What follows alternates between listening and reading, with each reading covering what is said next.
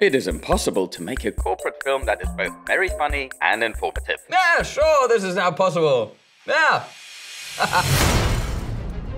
I wanted to create an image film that really stands out, something special, something with a sense of humor, but not a humor that just sits on top of the information. It actually supports it, not just a quick joke with a fact attached, but a flow where the comedy never gets in the way of learning. I think we managed this quite well, and people are entertained, and almost without noticing, we sneaked in something that they can learn, so they walk away having learned something, even if they didn't want to. Yeah. Additive manufacturing is now possible. Additive manufacturing is now possible. For the production itself, it was important to me not to throw huge amounts of money at the glossy TV style film, but to work smart and use what we really have here. We did bring in a few freelancers for key days, for example, camera work, lighting for some days, and especially set dressing and makeup for the office scenes, because I simply couldn't do everything myself while coordinating all the other moving parts. Without them, it would have taken far more time and the result wouldn't have reached this quality. But actually, the core of the project truly comes from within Fraunhofer ILT, from the concept through the shoot and also the way to editing, to the complete post-production, including visual effects.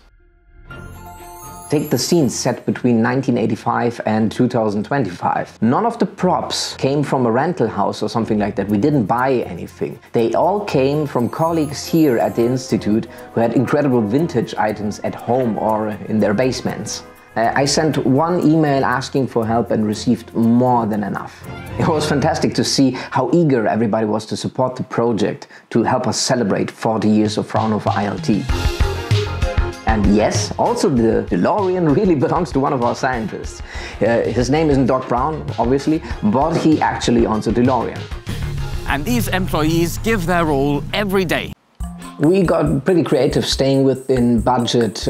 During prep for the 1985 scene, our prop master suddenly looked at the conference table in the next room and said, "That tabletop looks exactly like a wall from a 1980s office." And I just immediately said, "Do it. Do it," because I knew what he was trying to say. So he just unscrewed the tabletop, he stood it upright against the wall, and instantly we had the perfect backdrop for a 1980s office. And after the shoot, we rebuilt everything, so the room looked as if we would never have been there. Oh, really?